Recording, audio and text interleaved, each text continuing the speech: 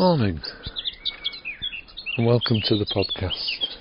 I'm in a village I've visited a number of times before, called Bolton Percy.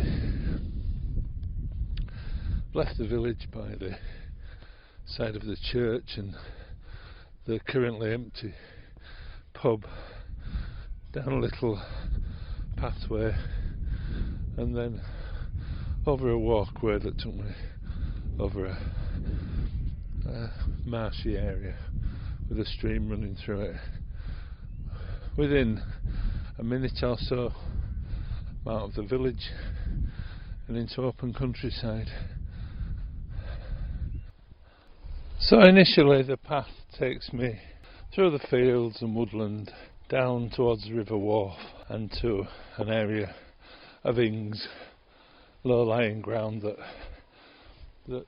traditionally floods when the river is high. Then I'll head out towards a village called Appleton Roebuck before turning round and coming back to Bolton Percy and visiting the little nature reserve near the now disused railway station.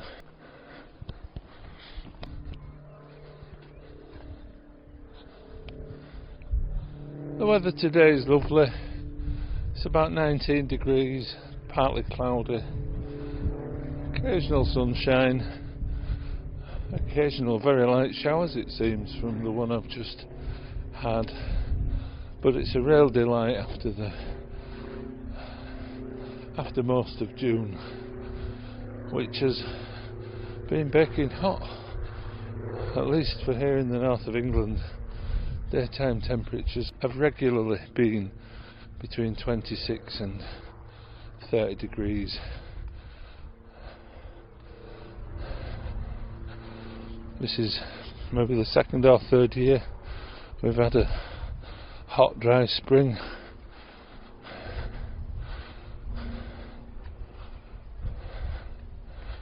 The weather, it seems, is changing. But today feels more like late June. I'm now heading away from Bolton Percy, crossing the Ings towards the River Wharfe. There are wildflowers everywhere, butterflies and moths, but also hundreds and hundreds of big biting things. So on this lovely day, I've got my big hat on, my long sleeve top, and I'm absolutely roasting. The path only goes a short distance along the riverbank with the village of Ullskelf at the other side, and then we head back inland again through the Ings towards Bolton Percy. I've crossed into a field now and it's full of a wildflower called meadowsweet, which is a tall white flower. It's beautiful, it's got a lovely scent, and I read somewhere that in the Middle Ages it was collected and scattered on the floors of houses so that when it was walked on it gave off a nice scent.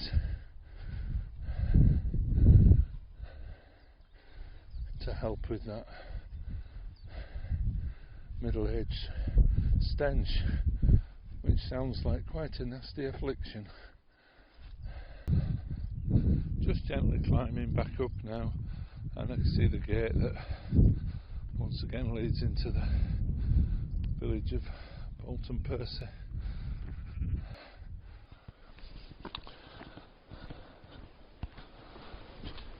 I've passed through Bolton Percy, just the path crosses the edge of it, and then out towards Appleton Roebuck on a very quiet lane. I'll soon be crossing the East Coast main line that runs from London to Edinburgh. We're just a few miles south of York here.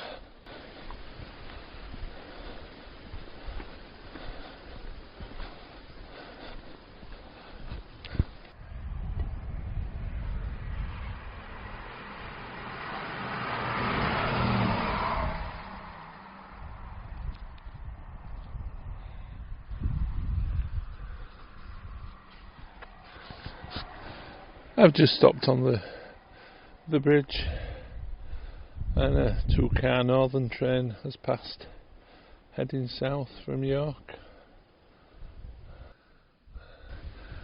A nice vantage point at these railway bridges is the Vale of York that I'm on today, and it's predominantly flat. Standing on the bridge, the track to the north bears to the right fairly sharply, and there's woodland on each side. Looking south, there's woodland on the left hand side and open fields on the right, and the track goes a mile or so before it seems to turn again to the right. I had hoped one of the high-speed trains might pass, but it never does. Having crossed the railway, follow the lane past a lodge, and directly in front of me on the map it's shown as Oak Avenue. It's a long lane with trees either side. It takes you to Appleton Roebuck. That's the way I've previously gone, but I've turned left just past the lodge, and there's a path through the fields that I've never been on before, so I thought I'd give it a try. There's a hedge on the right and fields on the left. Beyond that, the woodland and the railway that I've just crossed. This brings me out into a lane that will take me back to Bolton Percy. Probably enough for today, as I'm trying to build my fitness up to where it was before. This is lovely though. There's some huge old oak trees in the fields along here. There's one to my left that must be the size of a 4-storey house.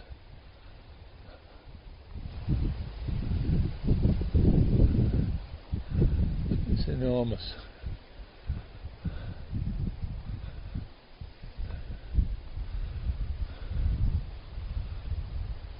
"10 feet round the base at least."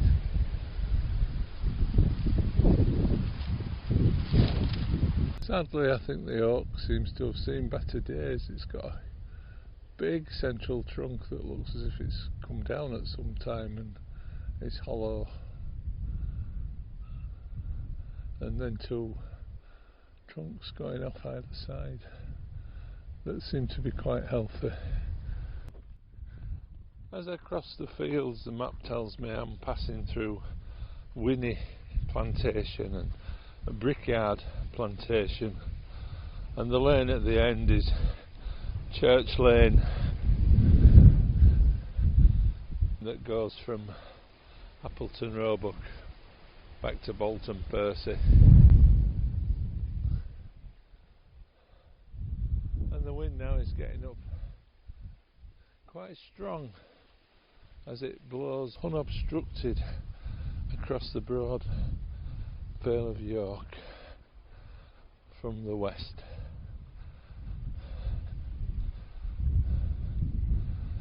Such a relief after 3 weeks of no wind and stifling temperatures. I'm on Church Lane now. It's a broad green track with hedgerows at either side, heading towards Bolton Percy. I just passed through the most delightful meadow with beehives and wild orchids growing by the side of the hedgerow, and bees and butterflies everywhere. Spring lambs in the next field. It really was a scene of rural England from yesteryear, but shows what is possible with thoughtful landowners. Heading towards another railway bridge a little bit further north than the one I've just passed. The views from this bridge are great. Over in the east you can just see the Pennines maybe 15-20 miles away. The track going north base to the right. Further across the fields to the left is the line that Bolton Percy old railway station is on, the one that goes from Leeds to York. This main line I think must join up with it in a little way. Across in the east, 15-20 miles away, you can see the Yorkshire walls. There's an old windmill in a field just to the right, about a quarter of a mile.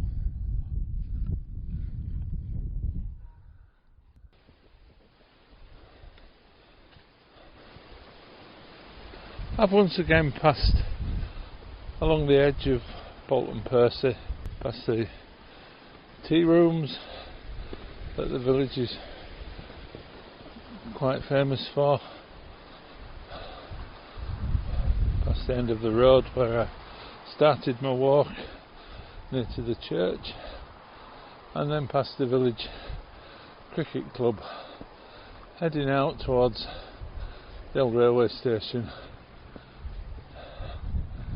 Now on a little lane that would have led up to the station yard. It's a tiny little reserve, but quite interesting as the old platforms are still there, hidden in the undergrowth, and the railway runs right by the side of it. I've arrived at the reserve, which is basically a long tract of land that runs along the side of the railway down as far as the road. Welcome to Bolton Percy Station, a natural process in action. Once used for loading and unloading cattle to and from Ireland, Bolton Percy Station is now an excellent place to see how nature takes over our abandoned industrial and built-up sites. You can see the whole process from the colonisation of bare ground to establishing woodland. First, tiny mosses get a foothold on bare rock, breaking it down into minerals and soil. Then come the grasses and wildflowers, finding spaces within the cracks. These cracks soon become filled with enough soil to support trees. Conservation matters. Yorkshire Wildlife Trust has looked after Bolton Percy since the 1960s.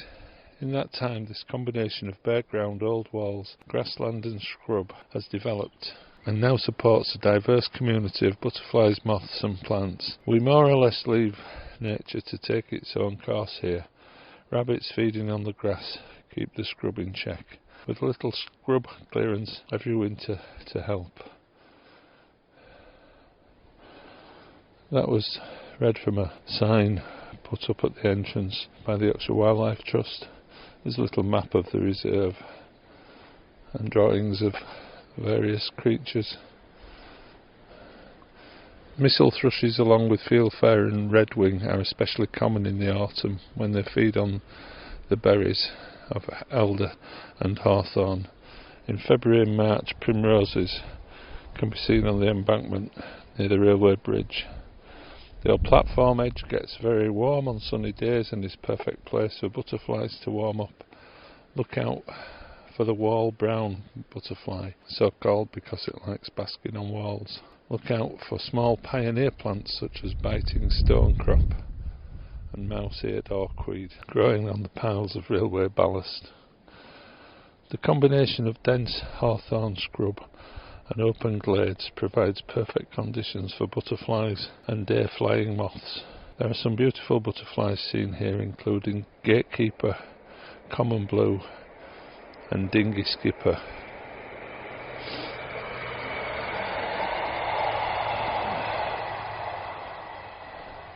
The ringlet was once a rarer butterfly than it is now. Its presence here in the 1960s prompted Yorkshire Wildlife Trust to lease the site from British Rail. It is what you would expect. It looks like an area of parking. At the other side of the track there's the old station house, and then a little further down on the right is the old platform, now covered by trees and scrub.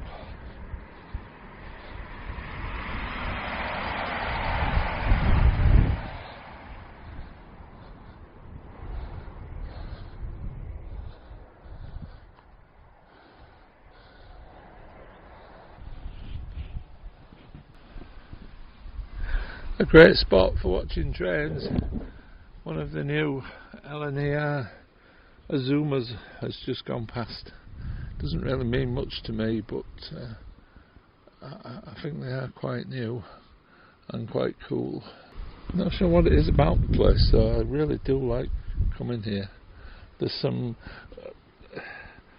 big pieces of stone connected by chain, which I think seems to be to stop people parking on where the old station yard was, and they're quite low but high enough to make a seat, and in the sun it really is a lovely place to stop for a cup of tea and a little bit of cake. I can't think of a nicer place to sit and have it.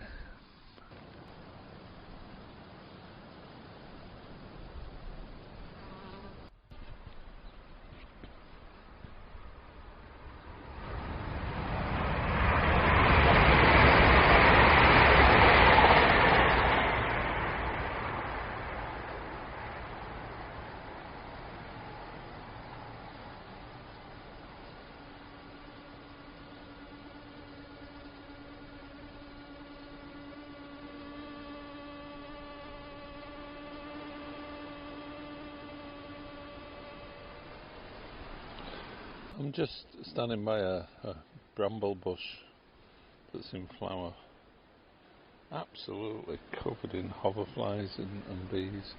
I did try to record a couple hovering. See later if that's come out.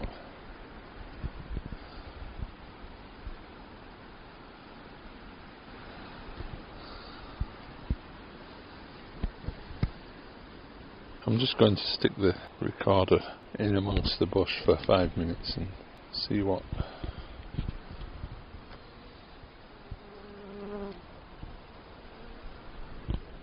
happens.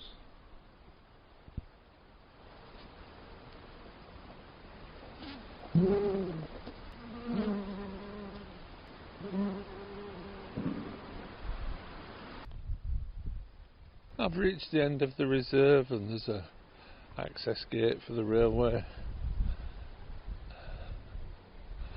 and a track that continues down the edge of the railway, but I've just spent a dreamy 15 minutes photographing butterflies, or trying to photograph butterflies with my phone in the brambles. This really is a lovely spot.